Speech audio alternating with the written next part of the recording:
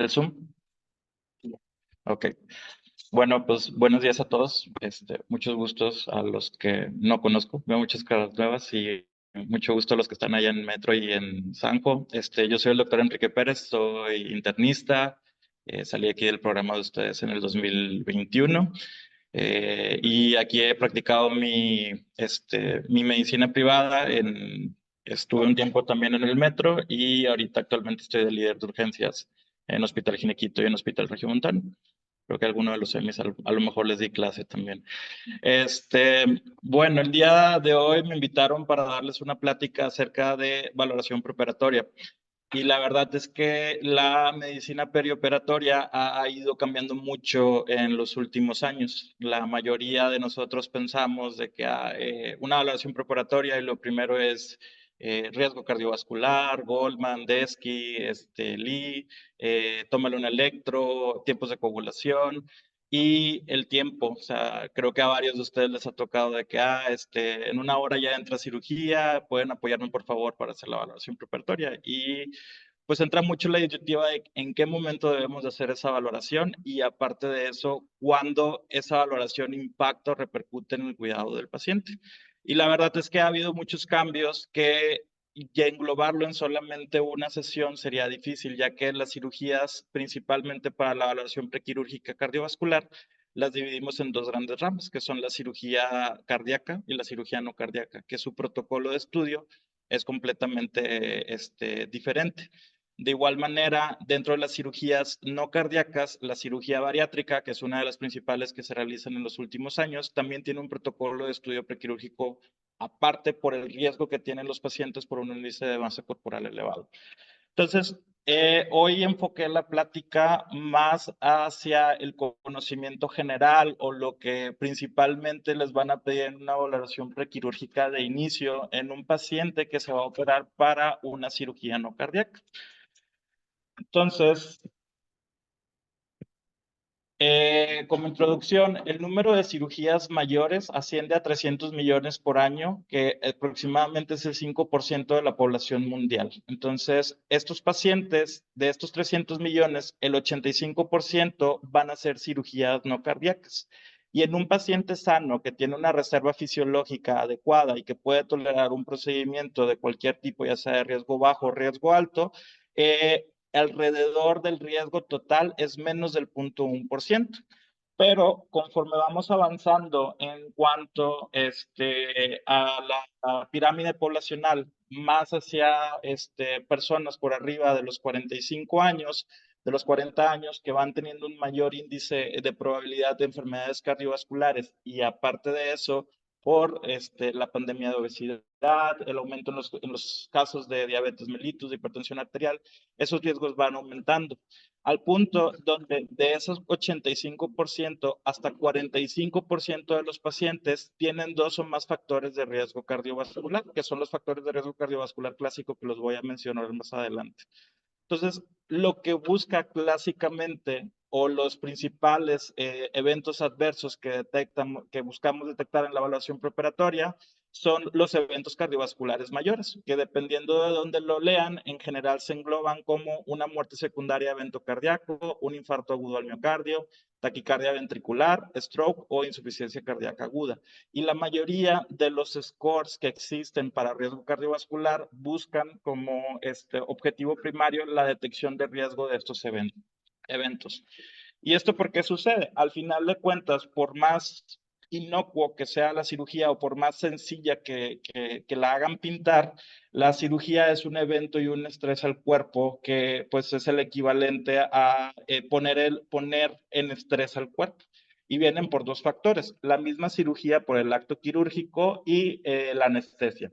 La cirugía, pues lo que nos va a producir por el daño tisular al momento de cortar y los cambios que ocurran, pues va a ser un aumento de cortisol, aumento de hormona adrenocorticotropa, liberación de catecolaminas, lo cual también va a aumentar o va a activar la ADH con activación del eje renina-angiotensina, lo cual nos va a producir una retención de sodio y una retención de agua con disminución de la tasa de filtrado, oliguria, más aparte el estado catabólico secundario al estrés de la cirugía y un estado proinflamatorio por el daño al tejido al momento de que el cirujano está manipulando, lo cual también nos propicia a un estado hipercoagulable. Todo esto nos lleva a un desbalance simpático-mimético secundario también a la anestesia elegida. En los últimos años, pues, han ido cambiando también mucho los fármacos que se utilizan, pero en general, pues, derivamos anestesia general contra bloqueo neuroaxial en las cirugías principales mayores, lo cual cada uno confiere sus riesgos, sobre todo, por el despertar del paciente en el estado posquirúrgico, los riesgos de broncoaspiración en la anestesia general, los cambios hemodinámicos con la vasodilatación periférica, lo cual puede producir estados de hipotensión, así como los cambios de temperatura. Esto nos lleva a cambios de fluidos, pérdidas de sangre, que todo esto en general produce un estrés y nos puede hacer en un paciente con factores de riesgo cardiovasculares un mismatch, un cambio en la demanda de oxígeno que no permita un intercambio adecuado con disminución de la perfusión y que nos puede llevar a un daño miocárdico que eventualmente puede terminar en un evento cardiovascular. La evolución de la cirugía con nuevas técnicas menos invasivas, por ejemplo, principalmente de las cirugías de mayor riesgo que se hacían eran las cirugías vasculares como angioplastías de miembros pélvicos o cirugías de aorta abdominal o cirugía de aorta torácica, que conforme han ido avanzando las técnicas, a través de métodos menos invasivos como angiografías, han ido disminuyendo los riesgos en este tipo de procedimientos, quienes son candidatos para estos procedimientos. Aquí, por ejemplo, tenemos el ejemplo de la cirugía laparoscópica, que pues es lo que nos ha venido a cambiar mucho en los últimos años. Las ventajas de esta cirugía es que disminuye el trauma al tejido, lo cual disminuye el estado inflamatorio, mejora la cicatrización, disminuye el tiempo de estancia hospitalaria, disminuye la parálisis intestinal, lo cual nos permite alimentar al paciente más rápido, disminuye el estado de desnutrición y aparte de eso disminuye el intercambio de fluidos que ocurre por la manipulación del intestino y la parálisis del mismo. Y eso nos permite una disminución del recambio de fluidos, lo cual pone en un estado de menor estrés hemodinámico al paciente.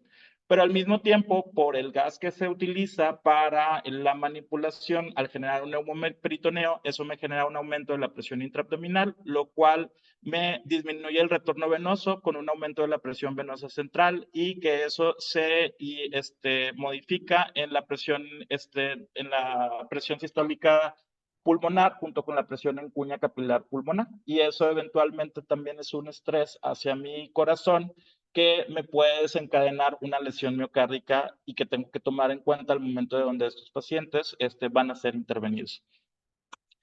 Entonces, los objetivos de la valoración preoperatoria clásicas, y les puse así tripio porque es el mes de Star Wars, pero es prevenir la morbilidad y la mortalidad cardiovascular asociada a la cirugía no cardíaca. Este era el objetivo clásico de cuando se empezaron a crear las guías o lo que buscábamos principalmente con la valoración preoperatoria y lo que sigue estando en la mente de la mayoría de nuestros colegas. Pero también dentro de esta valoración identificamos factores de riesgos prevenibles y modificables y aparte de eso podemos crear un esquema de monitorización durante la hospitalización y al momento del alta del paciente. Entonces, hay tres factores que intervienen principalmente en el riesgo en general de los pacientes que se someten a una cirugía no cardíaca y es el tipo de cirugía que se va a realizar, el tiempo quirúrgico y los factores propios del paciente. Para el tipo de procedimiento, las guías las guías europeas del 2022 y las guías americanas del 2014 utilizan más o menos la misma clasificación de riesgo para eventos cardiovasculares mayores dependiendo del tipo de procedimiento que se utilice. Y de aquí pues varía desde el grado de daño tisular que se va a manejar, el tiempo de duración promedio de la cirugía, los tipos de anestesia que se lleguen a utilizar. Y lo dividimos en cirugías de riesgo bajo, de riesgo intermedio y de riesgo alto. Y esto es nuestro parteaguas para decidir qué pacientes van a necesitar una valoración, un escrutinio más complejo y los pacientes que con factores de riesgos bajos pudieran no llevar un escrutinio tan avanzado. Entonces, por ejemplo, una cirugía de bajo riesgo son las cataratas. De hecho, la Asociación de Oftalmólogos tiene varios estudios en donde se ha demostrado a través de metaanálisis que la valoración prequirúrgica con laboratorios en la cirugía de cataratas en un paciente con riesgo cardiovascular bajo, pues la verdad es que no es necesario, porque no modifica la atención ni modifica, ni hay riesgo agregado durante la intervención. Aquí otro, por ejemplo, es la cirugía de tiroides, cirugías urológicas menores, cirugías estéticas.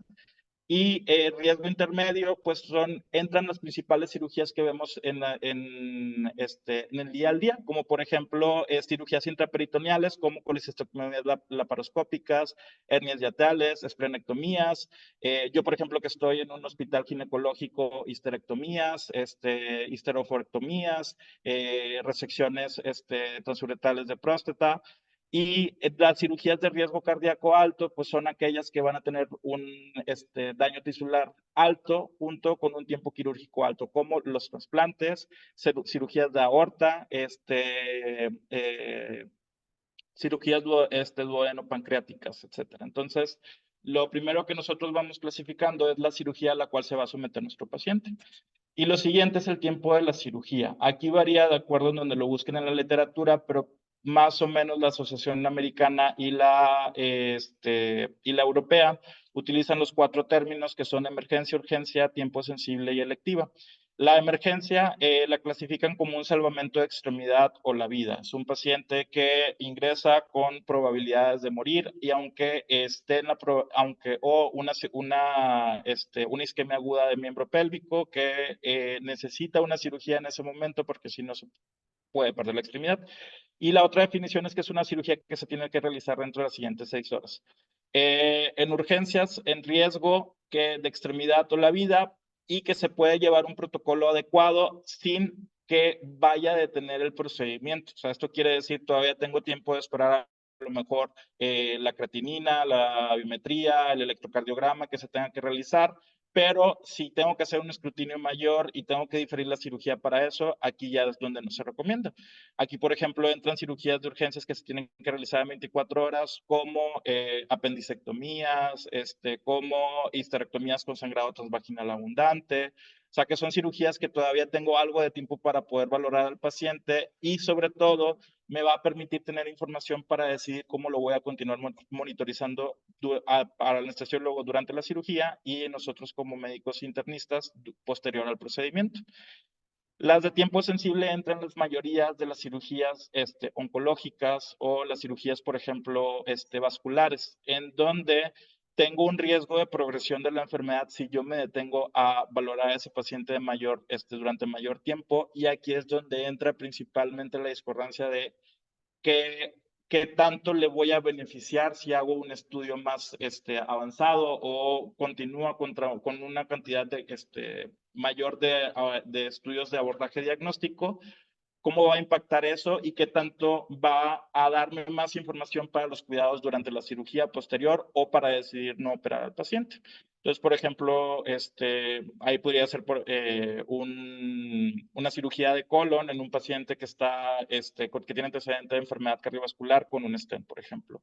Y la electiva, pues es la que definen hasta un año y la que se puede terminar difiriendo, que pues aquí entran la mayoría de las cirugías estéticas, entra también, por ejemplo, cirugías ortopédicas, por ejemplo, recambios de rodilla, artroscopías de hombros, cirugías de columna, en donde impactan en la calidad de vida del paciente, pero todavía puedo esperar a través de tratamiento médico o hay una alternativa a tratamiento médico a la cirugía en lo que decido si ese paciente no tiene mayor riesgo cardiovascular de la cirugía. Ya en la valoración propia del paciente, hay que hacer una historia clínica completa y una exploración física adecuada a todos los pacientes que se vayan a someter a una cirugía. La verdad es que las guías recomiendan que en el mismo momento donde se decide el procedimiento quirúrgico, se debe hacer la valoración prequirúrgica. Y esto puede ser realizado tanto por el médico anestesiólogo o el médico internista. En Estados Unidos y en Europa hay clínicas preanestésicas. Creo que también aquí en el IMSS me ha tocado ver pacientes que tienen citas con anestesio, en donde el anestesio hace todas estas valoraciones y de ahí toma la decisión si requiere el apoyo por parte de medicina interna de cardiología para la decisión del riesgo prequirúrgico. Y aquí es bien importante establecer los factores de riesgo cardiovasculares del paciente, las comorbilidades y los medicamentos que está tomando para la decisión de cómo vamos a acomodar esos medicamentos. Obviamente los antecedentes de alergia, sobre todo si ha tenido reacciones con eventos anestésicos, si ha tenido, por ejemplo, hipertermia maligna asociada al uso de anestésicos. Síntomas, en general, hacer un interrogatorio por aparatos y sistemas adecuado, pero con mucho enfoque hacia los síntomas cardiovasculares, dolor torácico. Aquí, por ejemplo, entran los criterios de los criterios para insuficiencia cardíaca, disnea paroxística nocturna, ortopnea, edema de miembros inferiores, en la valoración clínica, ingurgitación yugular, soplos, crepitantes, masas palpables, masas pulsátiles, por ejemplo, en paciente para riesgo de aneurismas aórticos. Y ya una vez decidido esto y la clasificación del paciente, ahora podemos tomar la decisión de qué estudios de laboratorio y gabinete voy a requerir de acuerdo a las comorbilidades y de acuerdo a las características de mi paciente. Los factores de riesgo cardiovascular clásicos y los que se toman en cuenta para la decisión de escrutinio de los pacientes con riesgo cardiovascular son la dislipidemia, el tabaquismo, la diabetes, la hipertensión arterial y antecedentes de enfermedades serofamiliares cardíacas como muerte súbita, cardiomiopatías genéticas, etc. Aquí hay diferentes escalas, por ejemplo, la escala de Framingham. Ahorita hay otra escala que se utiliza mucho en Europa, pero está más relacionado con el sistema de salud de allá para decidir, o la escala de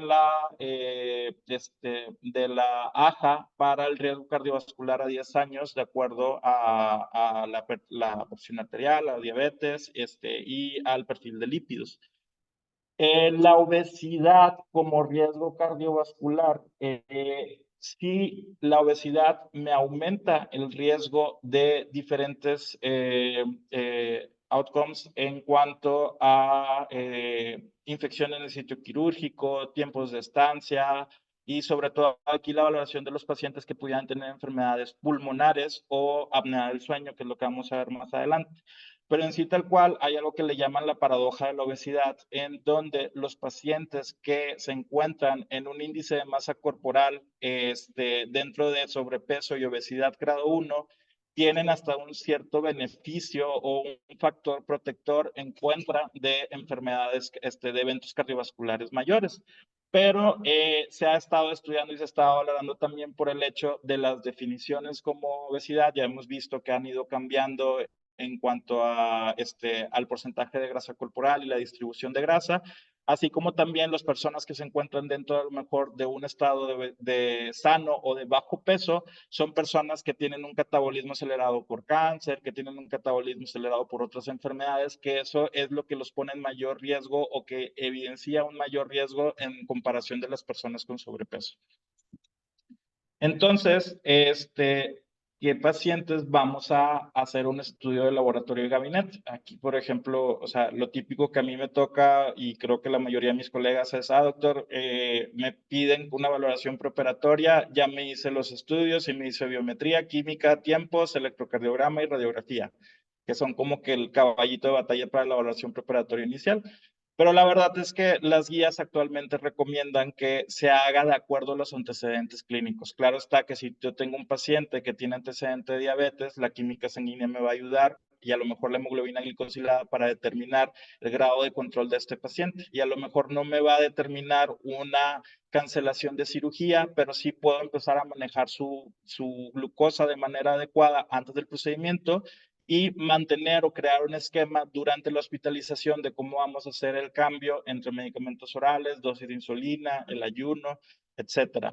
Por ejemplo, aquí hacen mucho énfasis en que los tiempos de coagulación es un estudio que se pide muy seguido y la verdad es que no nos dan un aporte verdadero en cuanto a la decisión de este riesgo, ya que la mayoría de las enfermedades que tienen trastornos de la coagulación son muy sintomáticas y van a empezar con datos clínicos antes de que sea una enfermedad asintomática.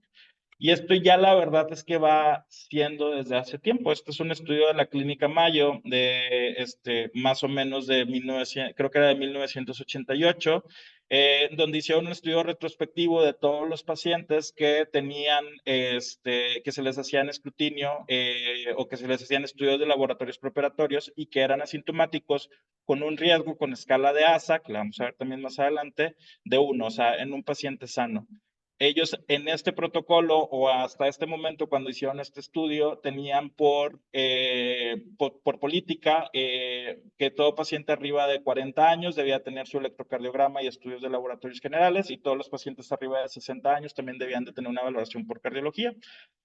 Se estudiaron 3.782 pacientes sanos, en donde de esos 3.782 pacientes, solamente 160 pacientes tuvieron un estudio alterado entre glucosa, potasio, ACT, plaquetas y hemoglobina. Y ninguna cirugía se terminó retrasando por estos estudios anormales encontrados. Entonces, de aquí viene la disyuntiva o la pregunta de qué tanto debo pedir o qué tanto tengo que analizar antes de tomar una decisión, porque pues aquí siempre viene lo del riesgo-beneficio. Casi todos los pacientes te dicen, doctor, hágame todos los estudios para saber si tengo algo, y pues la idea siempre de hacer un estudio es porque yo estoy sospechando algo y lo quiero confirmar. ¿Okay? Entonces también esto es un impacto en el costo-beneficio, o sea, más o menos, o sea, los típicos que les mencioné, en bajita la mano andan a andar como entre 1,500 y ya en este protocolo, por ejemplo, en paciente hospitalizado que está en el área de preparatorios, pues se va a elevar todavía un 30, un 40% el precio de los estudios, ¿ok? Y que no me van a dar más información a veces en pacientes completamente sanos de las que ya tengo. Entonces, aquí lo que tengo que hacer es mi estratificación de riesgo.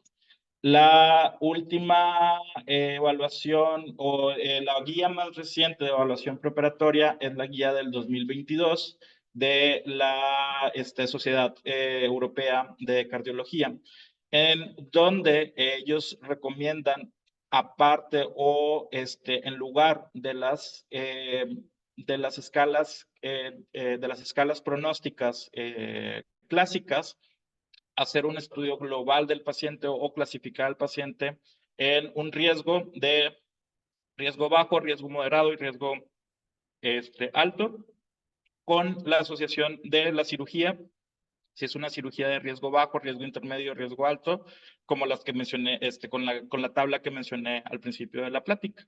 Y de ahí se va decidiendo o se va considerando qué pacientes son los que debo de tener mayor atención o debo de tener en vigilancia o debo hacer un escrutinio mayor.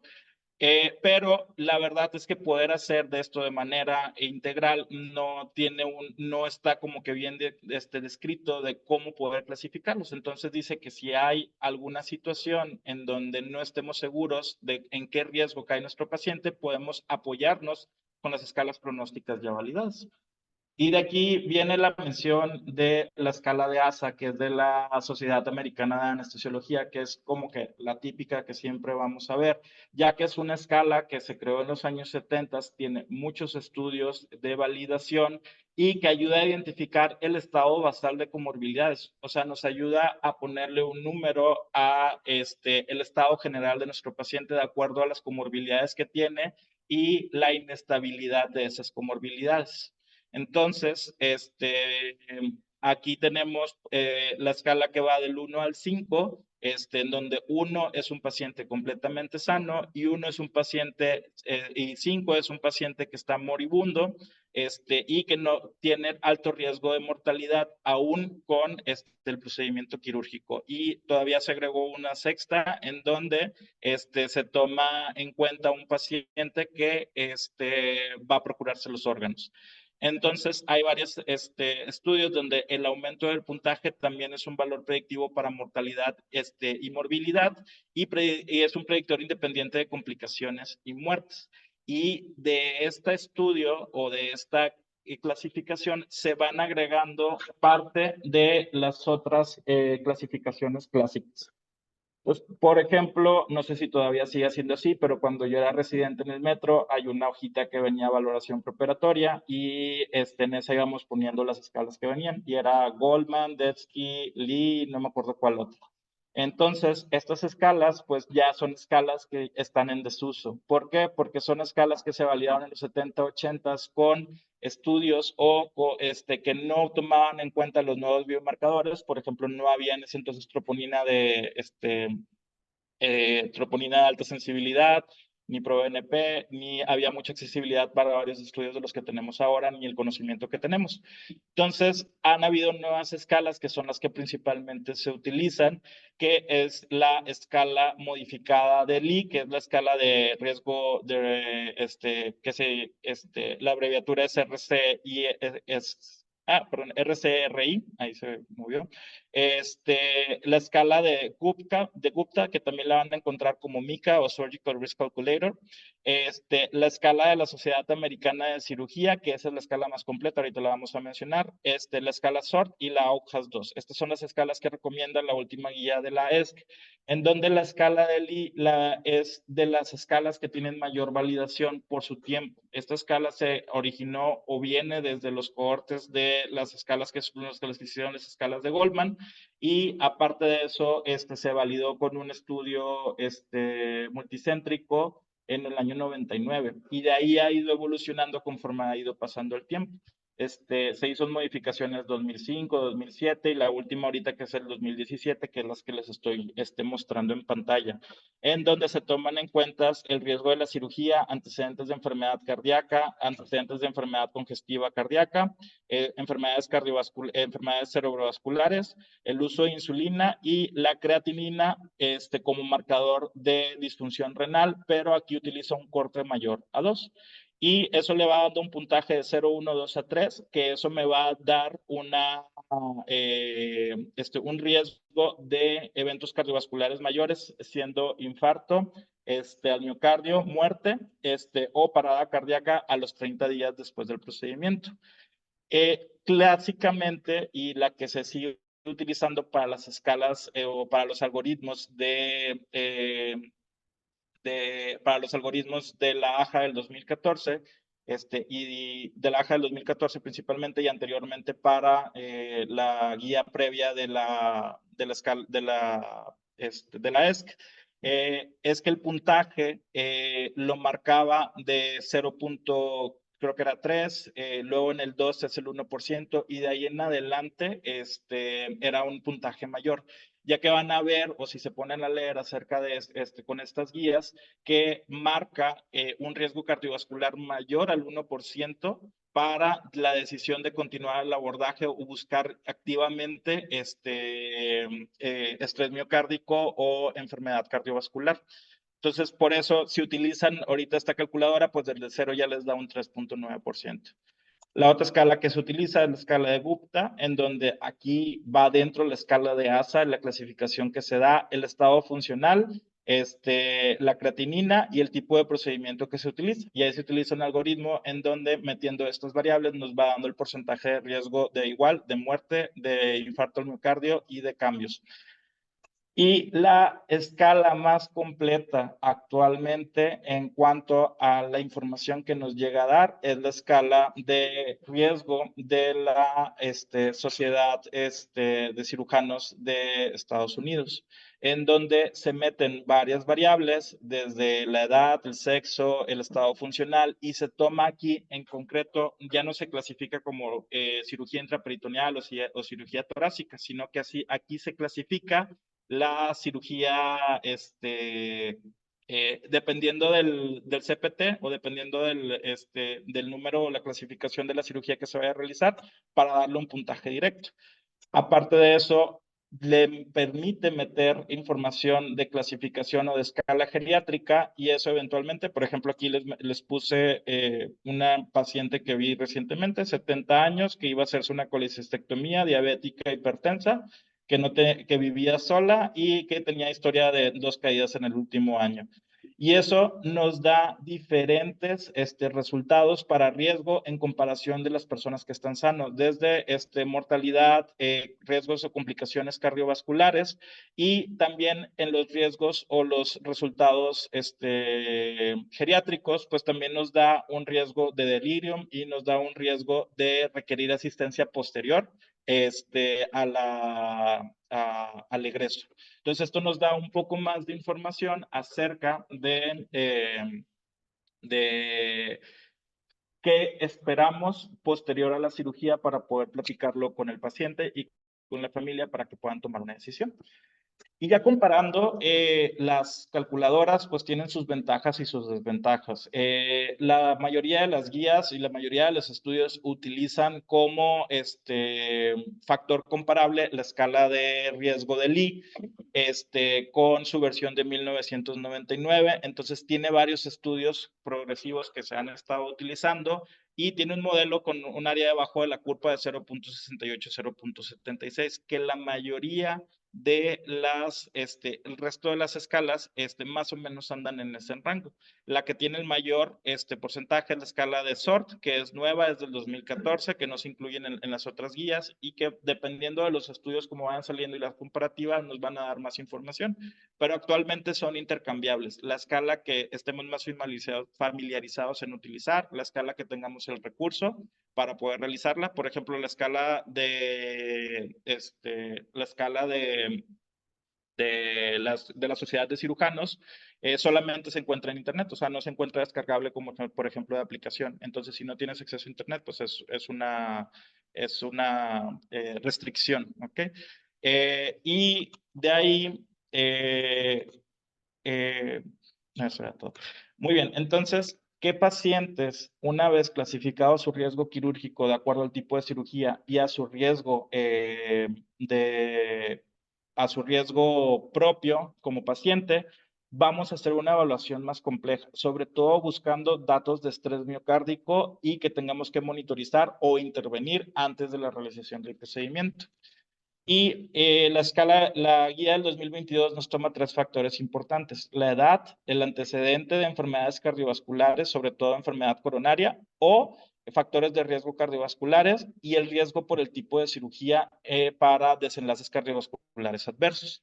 Claro está que la urgencia siempre te cambia todo, ¿ok? Entonces, las cirugías de urgencias y las cirugías de emergencia, ahí es donde entra el conflicto el equipo quirúrgico con el equipo clínico, ¿ok? Porque a veces el equipo quirúrgico es el que nos quiere decir, bueno, dime tú si es una urgencia o no es una urgencia. Y aquí la recomendación es que el cirujano o en conjunto, como equipo, deben de tomar la decisión de si el paciente tiene se encuentra en una cirugía de urgencia o de emergencia. Me acuerdo, por ejemplo, que en donde hemos estado así más como, híjole, no sé qué, difícil la decisión. Era una paciente testigo de Jehová que tenía una hemoglobina de 5 y tenía una artritis séptica, con protésico, estaba tomando creo que aspirina, que no podía hacerse un bloqueo neuroaxial. En ese momento ya era, pues, espero, la meto, qué tanta es la urgencia, tenía creo que datos de lesión renal, entonces era un caso bastante complejo que fue difícil tomar la decisión de si se operaba o no se operaba. Al final se platicó con la familia, en conjunto se decidió que la paciente no se quería operar, entonces pues se continuó con tratamiento médico. Entonces ahí también es muy importante poner pues las cartas sobre la mesa al paciente de cuáles son los riesgos y los beneficios del procedimiento. Y creo que sí se ve, ahorita pues van a ver y van a decir, bueno, entonces ya no les voy a pedir los estudios, o voy a hacer lo que más esté basado en la evidencia, y la idea siempre es hacer la medicina de esa manera, pero recuerden que cuando están en institución pública también tienen que basarse de acuerdo a los protocolos. La mayoría de las instituciones públicas pues continúan con la evaluación de las guías de práctica clínica, y este es el algoritmo en México de la guía de práctica clínica que se realizó en el 2011, ¿ok? Y aquí se utiliza, por ejemplo, mucho de lo que se utilizaba en los 90s, en donde la recomendación es que todo paciente por arriba de los 40 años o que tenga factores de riesgo o comorbilidades sea evaluado por medicina interna, se haga una historia clínica y se haga la biometría, la química, los tiempos, el electrocardiograma y la radiografía de tórax. De ahí viene mucho también que se utilice. Y de acuerdo a estas guías, pues está también basado en los protocolos de ingreso de cirugías para pacientes en varios de los hospitales. Entonces, aunque ustedes digan, pues no va a ser necesario, muchas veces el mismo hospital por su protocolo va a solicitar esos estudios. Entonces, pues la idea es tampoco pelearse con el sistema, pero si a lo mejor falta la radiografía, a lo mejor faltan los tiempos, pues decir, no son tan necesarios ahorita para tomar la decisión en lo que pasa. Y si ya traen los resultados, pues sacarle el mayor provecho de los resultados que se solicitaron para poder hacer una valoración completa. Entonces, ha ido evolucionando aquellos pacientes que se tienen que evaluar o se tienen que hacer una evaluación más compleja. Los pacientes de la AJA, están las guías de la AJA del 2014, están las guías canadienses del 2017 y las guías de la ESC que cambiaron actualmente en el 2022. En los pacientes de la guía del 2014, a todo paciente que tenga antecedente o factores de riesgo de enfermedad cardiovascular, se tiene que hacer una valoración de riesgo en donde se recomienda utilizar la escala de Lee, la escala de Mika, que es la escala de Gupta, o la escala de la Sociedad Quirúrgica de ese entonces, y de ahí determinar si el riesgo cardiovascular junto con el procedimiento quirúrgico es menos del 1% o mayor del 1%. A eso les mencionaba con, por ejemplo, la modificación de la escala de Lee. A los pacientes que en la guía del 2017, todo paciente arriba de 45 años se recomienda hacer la evaluación y aquí no se recomienda hacer una valoración funcional, sino que se recomienda solamente hacer una valoración con ProBNP. Y en las guías del 2022 se toma en cuenta los tres factores que les había mencionado.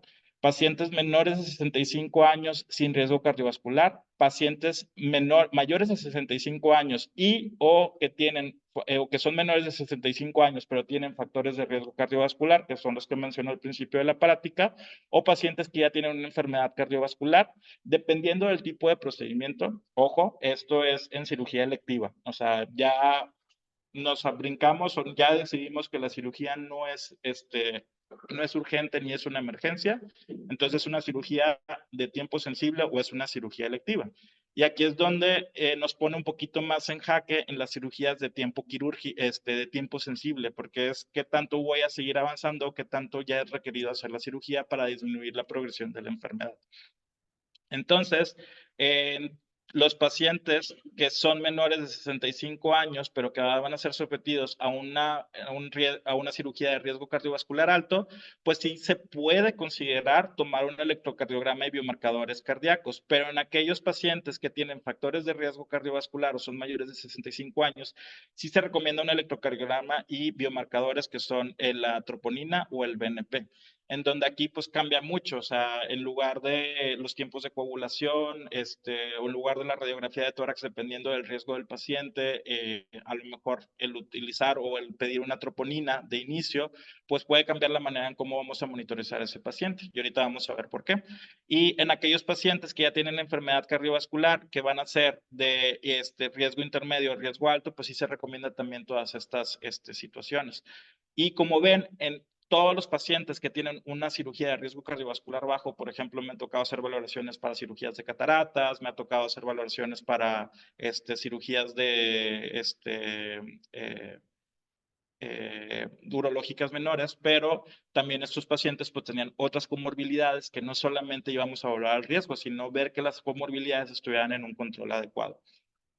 Y anteriormente, los algoritmos diagnósticos te decían, si tiene menos del 1%, no es necesario hacer ningún otro estudio con los estudios que ya se realizaron, porque como ven también parte de las escalas pronósticas utilizan creatinina, utilizan pues sobre todo la química sanguínea para determinar, o el ASA pues determina si hay anemia, si hay disfunción si hay disfunción renal, si hay disfunción hepática. Entonces, pues también dependiendo de las comorbilidades, pues es donde vamos a decir los estudios que se van a realizar.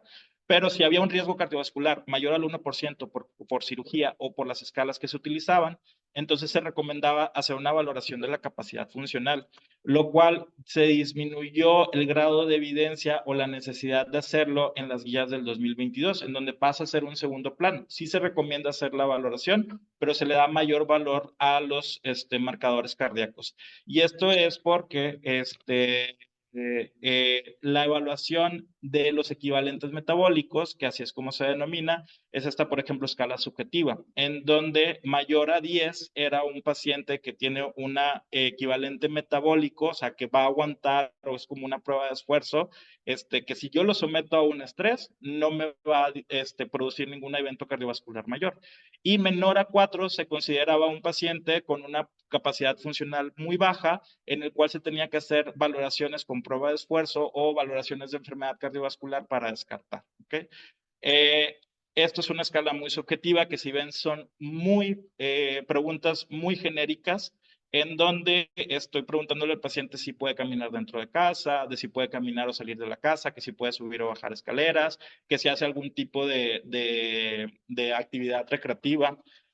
Y para hacerlo de una manera más objetiva está la escala de DASI, que en la escala de DASI también son varios parámetros que se utilizan para determinar si el paciente tiene un desbalance de oxígeno, que es el equivalente a hacer una prueba cardiopulmonar de esfuerzo, ¿ok? Pero, ¿cuáles son las desventajas de estas? Por ejemplo, yo les puedo decir que la mayoría de los pacientes arriba de 70 años, por ejemplo, en esta ciudad, en donde es muy difícil hacer una caminata, terminan ya no saliendo más, no caminar más de 2, 3 cuadras, tienen casas de una sola escalera, perdón, de un solo piso, en donde no suben ni bajan escaleras. Acá, por ejemplo, no tienen actividad física o tienen disfunción o dismovilidad, o sea, no se pueden movilizar porque tienen una osteoporosis de rodilla, una osteoporosis de cadera, que para eso es la valoración preoperatoria.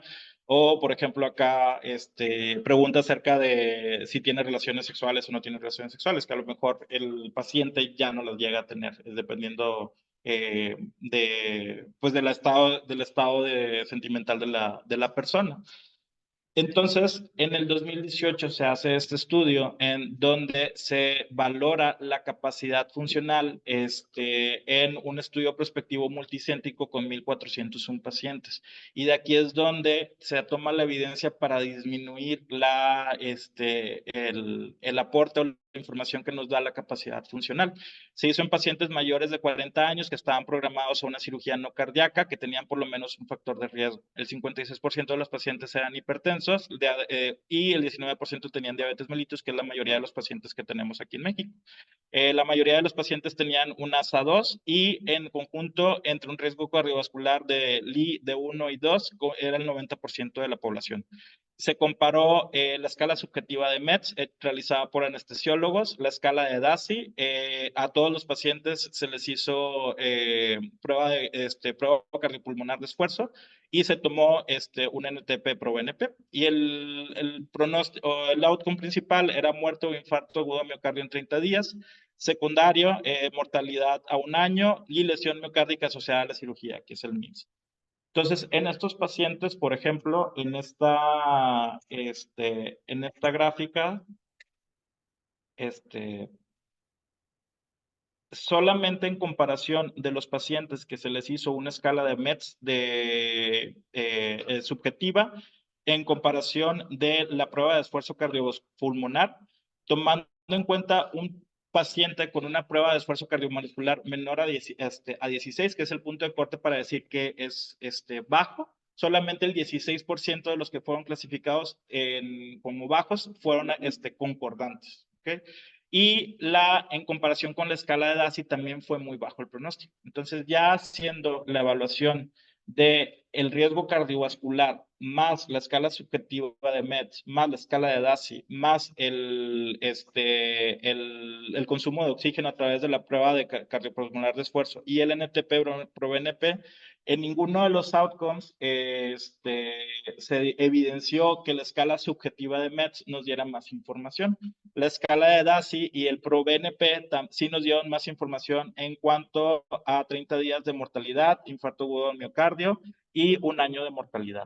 Entonces, pues eso pone en disyuntiva cómo se está realizando el algoritmo, le da más evidencia a hacer una escala de DASI, pero pues es difícil realizarla para un paciente que a lo mejor tiene muy poca actividad física y también le da mayor evidencia, mayor poder el uso de biomarcadores como el ProBNP para evidenciar lesión de pared, pero pues también es un recurso que actualmente, por lo menos en nuestro país, en hospitales públicos no se tiene y aparte en el poder económico también es un estudio más caro.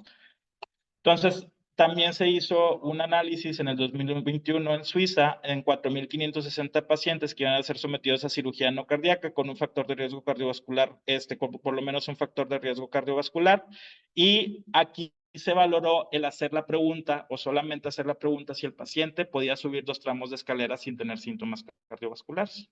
Y aquellos pacientes que no pudieron, que dijeron que no podían subir los 2 tramos de escaleras, sí se vio en la gráfica de Kaplan-Meier una diferencia notable entre aquellos para eventos cardiovasculares mucho mayor en aquellos que se reportaron que no podían subir esos 2 tramos.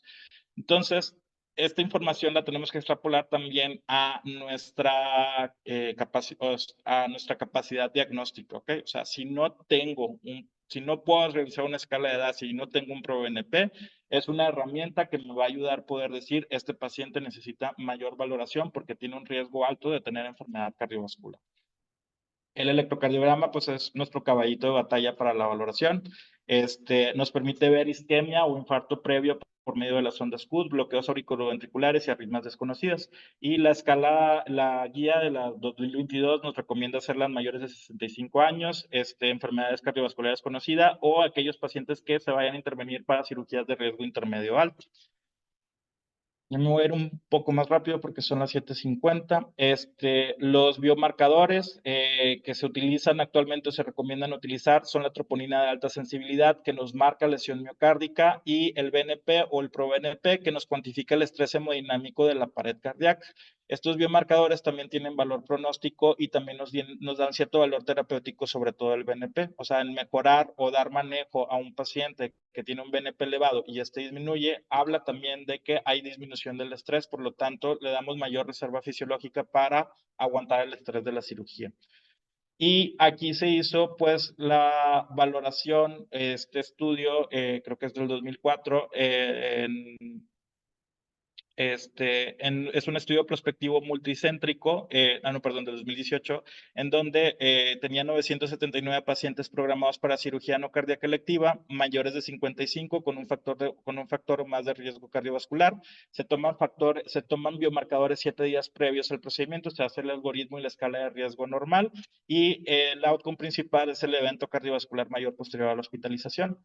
Y con cortes de mayor de 300 en ProBNP y una troponina mayor a 14 nanogramos, tenemos una diferenciación alta en los eventos cardiovasculares mayores, en donde se evidencia que estos marcadores, al encontrarse elevados, sí nos dan mayor información para detectar pacientes que tienen riesgo de tener eventos cardiovasculares mayores posterior al procedimiento a los 30 días. Ya aquí en el escrutinio o dependiendo de los hallazgos que hayamos encontrado en la evaluación preparatoria, podemos decidir continuar el abordaje diagnóstico. Y aquí es donde la guía te deriva más a las guías de abordaje de cardiopatía isquémica, a las guías de abordaje de insuficiencia cardíaca, para ver qué tan invasivo vas a hacer con el estudio de estrés, que son el ecocardiograma transtorácico, el estrés, la angiotomografía coronaria o una angiografía coronaria. Pero sí, pues sobre todo en las cirugías de tiempo sensible, pues es difícil decidir, ok, yo detecté que este paciente tiene enfermedad coronaria. pero el factor de riesgo, aunque yo haga una intervención o haga un cambio, no va a mejorar o no le voy a hacer nada más porque como quiera lo tengo que operar y si no lo operan recién pronto, puede progresar la enfermedad y puede cambiar el pronóstico del paciente.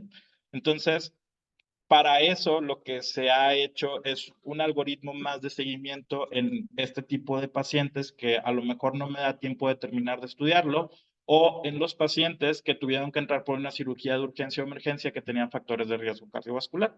Y ahí es donde sale el término del MINS, que es la Myocardial Injury After Non-Cardiac Surgery, en donde a través del uso de marcadores o biomarcadores cardíacos, podemos detectar lesión cardíaca secundaria isquemia dentro de los 30 días posteriores a la cirugía cardíaca. Y lo vamos o se va a identificar a través de la elevación de troponina, la elevación de BNP o datos de isquemia a través del electrocardiograma una vez realizados estos estudios. Por eso es que se recomienda que en pacientes de riesgo intermedio, hola doctor, de riesgo intermedio o de riesgo alto, se tome en cuenta la toma de troponina al momento de la cirugía o antes de la cirugía para tener un basal junto con un electrocardiograma basal para los cambios que se puedan suscitar en el transcurso o posterior al procedimiento. Entonces ya no es nada más como, le hice el riesgo cardiovascular o es un paciente que como quiera iba a entrar a cirugía, sino que tengo un algoritmo o un seguimiento que puedo hacer para detectar la lesión miocárdica de manera temprana y hacer una intervención de acuerdo a. Esto produce, porque la sola lesión miocárdica me aumenta una mortalidad hasta el 8% en los siguientes 30 días posterior a la cirugía. Aquí se toma en cuenta el valor límite superior de la troponina dependiendo de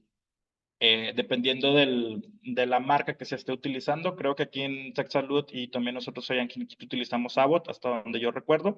Y recuerden que de acuerdo a las guías de valoración de síndromes coronarios, pues es dependiendo de la marca el límite superior que se va a utilizar. ¿Okay?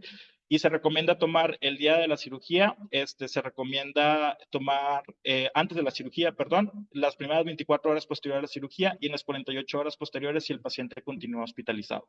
En pacientes que tienen intervención que tienen riesgo cardiovascular, tomando en cuenta los pacientes arriba de 65 años y que fueron intervenidos por cirugías intermedias o de riesgo intermedio o de riesgo alto. Ya una vez si detecto cambios en la troponina, me permite hacer una evaluación, un escrutinio de valoración para detectar si este paciente aparte tuvo un infarto agudo al miocardio. ¿Ok? Entonces, de aquí el algoritmo me marca que tome un electrocardiograma y con este electrocardiograma decidir si el paciente está teniendo un infarto agudo del miocardio y manejarlo de acuerdo a ello.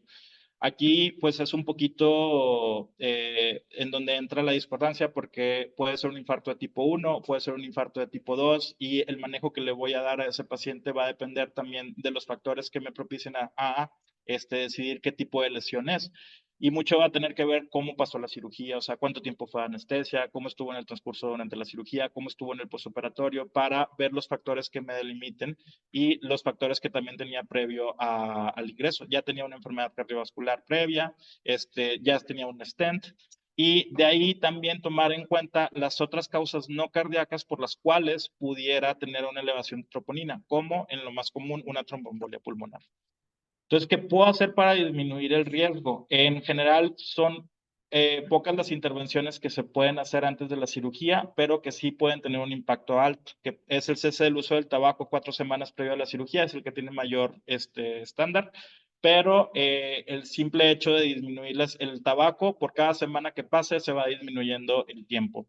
El control de comorbilidades, la continuidad de la medicación crónica, ya el tiempo pues no nos da, pero pues es desde la decisión de si va a continuar con el antihipertensivo, cuándo lo voy a tomar, va a tomar los medicamentos para diabetes, por ejemplo, de acuerdo a una alerta por el riesgo de cetoacidosis, los SGLT2 se recomienda suspenderlos antes, pero es solamente por una alerta que viene en la guía y que no hay estudios que los hayan validado todavía si se deben de suspender o no. Y la detección temprana para generar un algoritmo de complicaciones postquirúrgicas. Y pues sobre todo está en los pacientes, ok, tengo un riesgo cardiovascular elevado, tengo una probable enfermedad coronaria, ¿qué puedo hacer para disminuir el riesgo en estos pacientes? Entonces, pues están las intervenciones más comunes que tenemos, darles aspirina, darles estatina, darles beta blocker, o si ya tengo una enfermedad coronaria establecida, intervenirlo antes de la cirugía para ver si eso me disminuye mi riesgo cardiovascular. Y la verdad es que en los estudios que se han documentado, este estudio, por ejemplo, fue del 2011, creo que es, en donde fueron 10.110 pacientes que se aleatorizaron para aspirina contra placebo para la prevención primaria de eventos cardiovasculares mayores antes de una cirugía cardíaca, en donde no hubo una diferencia estadísticamente significativa en la iniciación de aspirina. O sea, pero aquí es la aspirina como prevención primaria, no como prevención secundaria.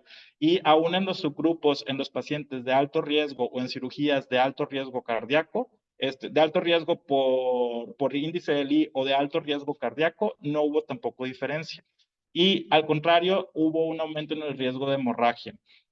En este estudio se han hecho más estudios, pero esto es el primero del 2004, que es la revascularización coronaria antes de una cirugía vascular mayor, en donde la cirugía vascular mayor era aorta o era intervención en la aorta o intervención en miembros pélvicos inferiores. Fueron 510 pacientes que se aleatorizaron, en donde se demostró por angiografía coronaria que tenían una enfermedad cardiovascular del 70% o más, en donde la mitad, pues, en donde la mitad se le realizó intervención, ya sea por PCI o bypass, y a la otra mitad se le dio tratamiento médico. Y la verdad es que tampoco hubo una diferencia. Ojo, esto es como prevención primaria, o sea, no tengo las indicaciones de un paciente con enfermedad coronaria de acuerdo a las guías, pero como lo tengo que someter a cirugía, antes de someterlo, decido hacer la intervención para disminuir mi riesgo cardiovascular. Entonces, la guía actualmente del 2022 recomienda que si el paciente tiene afectación, síntomas refractarios, un alto grado de isquemia miocárdica por diferentes estudios como estudios de estrés, estudios nucleares, resonancia magnética, pues se puede valorar con baja evidencia si se puede realizar una intervención vascular previa.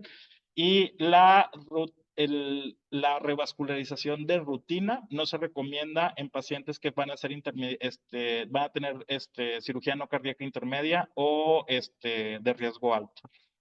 Los betabloqueadores y las estatinas también están en el limbo. O sea, si son pacientes que ya están con betabloquer y ya están con estatinas, se recomienda continuarlos durante todo el proceso previo a la hospitalización y durante la hospitalización.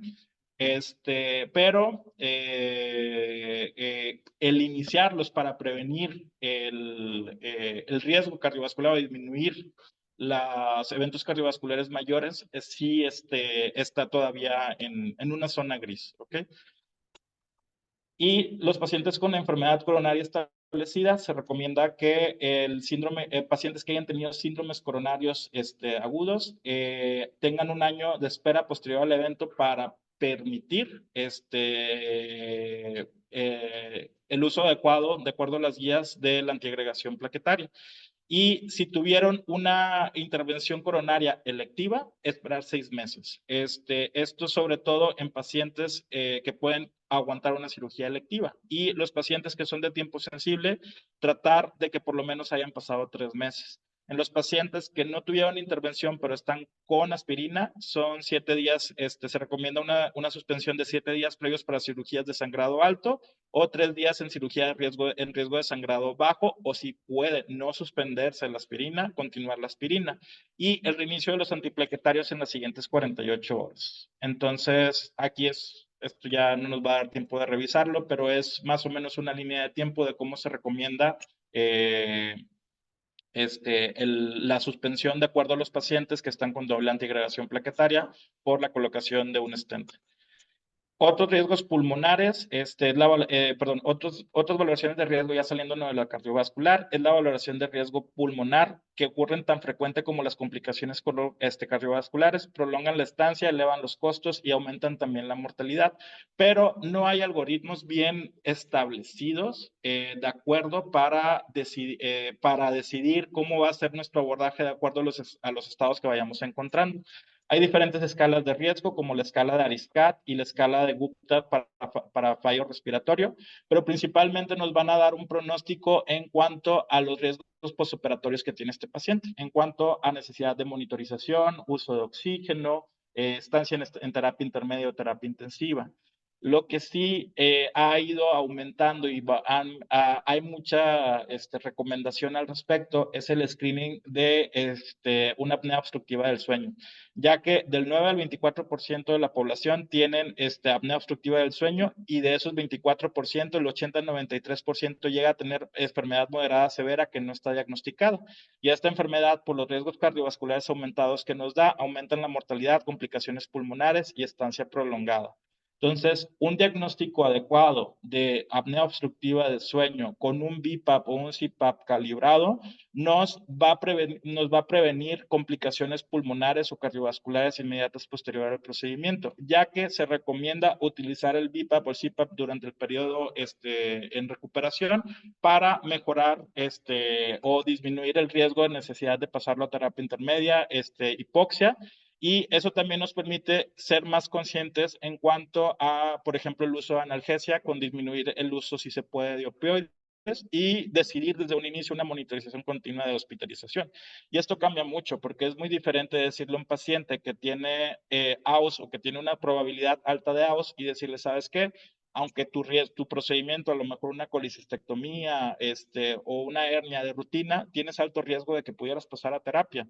Y si es un paciente particular, pues eso ya le estás agregando otros 50,000, 100,000 pesos que tiene que pensar que pudiera necesitar. Y ahí es donde puede cambiar la necesidad o decir, ¿sabes qué? Mejor lo voy a hacer en mi institución o con mi seguro, etcétera. En los pacientes que tienen cirrosis, la verdad es que no hay mucha bibliografía o muchos estudios aleatorizados en cuanto al respecto de la valoración prequirúrgica antes de los pacientes de cirrosis, pero se van a topar mucho, sobre todo cuando estén rotando en el metro, en donde aquí lo que sí está bien demostrado es que si hay un acute on chronic liver failure, no se recomienda hacer el procedimiento quirúrgico, se recomienda tratarlo y posteriormente a eso revalorar el procedimiento. Las escalas pronósticas de cirrosis, pues la verdad es que no están hechas para este tipo para estos desenlaces. Están hechas para otros tipos de desenlace, pero es lo que tenemos para poder diagnosticarlos. Y si tiene un Child-Pugh o un MELD mayor a 15, pues se recomienda, si son cirugías selectivas, diferirlas por el alto riesgo que tienen estos pacientes de complicaciones. En la A y la B se va considerando de acuerdo a un equipo multidisciplinario. Y otras escalas y valoraciones que también se recomiendan son valorar la fragilidad con las diferentes escalas que existen para valorar lo mismo, ya que la fragilidad pues, nos aumenta el riesgo de estancia, nos aumenta la mortalidad, nos aumenta el riesgo de delirium, que también nos aumenta la mortalidad, y la necesidad de cuidados de enfermería en casa posterior. El riesgo tromboembólico para la decisión en cuanto a el uso de farmacoterapia profiláctica y el deterioro cognitivo a través de una escala de Minikov, que es la que viene dentro de la guía. Y pues, aunque a lo mejor este tipo de escalas o el hacer toda esta valoración no me va a hacer decidir si se opera o no se opera este paciente, la verdad es que o sea, si se está programando para una cirugía es porque necesita la cirugía. Ya cuando son cirugías estéticas, pues dices, bueno, a lo mejor sí puede esperar, pero la mayoría de las cirugías, pues son de tiempo sensible para cuando terminan contigo. Son muchas comorbilidades, pero te dan muchas más herramientas para poder ser más objetivo al momento de externarle al paciente qué es lo que tiene que esperar durante su procedimiento, el riesgo que tiene de complicaciones y qué es lo que tiene que esperar posterior. Es muy diferente decirle a un familiar, por ejemplo, yo les pues, o sea, así en el último año, las 2 cirugías que hemos decidido que no se realicen, fue un paciente de como creo que tenía 45 años, que iba por una safenoblación, por insuficiencia venosa. Y ese era su diagnóstico. Y al momento donde se hace la valoración, oye, trae crépitos en bases, tiene una fibrilación auricular y tiene cardiomegalia en la radiografía de tórax. Entonces dices, pues esto no concuerda con el cuadro clínico del paciente. Entonces, pues es una safenoblación, era por molestias, pero no incapacitaba al paciente ni estaba poniendo en riesgo su vida. Se decide, ya estaba a punto de pasar a quirófano, se decide cancelar en ese momento. Empezamos a evaluar al paciente y al final el paciente tenía una cardiomiopatía por Chagas con una FEBI del 35% y ahorita ya está en protocolo, creo que de trasplante en la 34. Entonces, o sea, por eso es importante la evaluación clínica y hacerla de manera adecuada. O sea, y aquí lo primero que checó fue, pues, trae un ritmo normal. La otra paciente fue una paciente que estaba programada para angioplastía coronaria, angioplastía de miembro pélvico, pero era una paciente que tenía alto riesgo de enfermedad, tenía poco dolor, pero ya vive con diabetes, es hipertensa, tiene retinopatía diabética con ceguera y dentro de su evaluación sale con una creatinina de 2.4. Entonces, pues es una paciente que ya está en etapa clínica 5 casi, en donde la administración de contraste pudiera terminar de hacer a esa paciente terminar en diálisis. Entonces, se platican todos los efectos o todos los riesgos que tenía esta paciente y la familia decide mejor irse por tratamiento médico. Entonces, ahí es cuando impacta mucho la valoración que hacemos siempre en conjunto con el equipo quirúrgico. Entonces, pues como conclusiones, un mayor número de pacientes con factores de riesgo y comorbilidades se someten a cirugías no cardíacas diariamente, por lo tanto tenemos que hacer una evaluación concienzuda de la historia clínica y la exploración física para poder decidir qué pacientes son los que se beneficiarían de un estudio estudios más avanzados. Y los factores determinantes de riesgo son el tipo de cirugía, la urgencia de la misma y las características del paciente.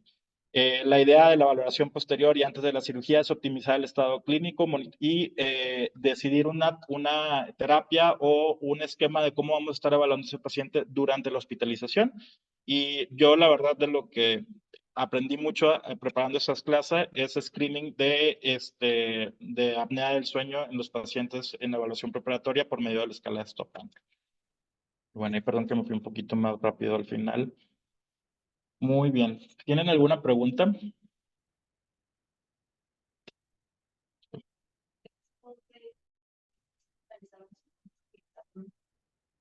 La sugerencia de laboratorios. No, ahí es más el protocolo de los pacientes que viene dentro del hospital. O sea, al ser una institución pública, pues casi la mayoría de los hospitales se basan en protocolos internos para muchas decisiones. Y la mayoría de los protocolos internos dentro del hospital están basados en las guías de práctica clínica. Como la guía de práctica clínica te sigue pidiendo en mayores de 40 y la evaluación, pues sí sería recomendado solicitarlos. Ya si el paciente a lo mejor, oye, llegó a la valoración y no se hizo la radiografía o no trae uno de los estudios y no tiene un antecedente que requiera la valoración por medio de eso, se podría omitir y dar, como quien dice, el pase. Pero ya depende mucho de la institución donde se encuentre, sobre todo en lo público, ¿ok?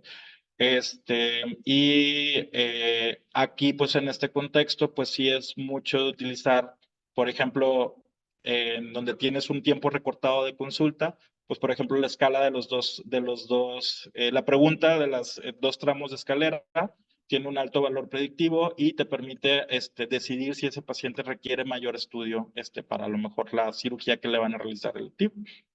¿Okay?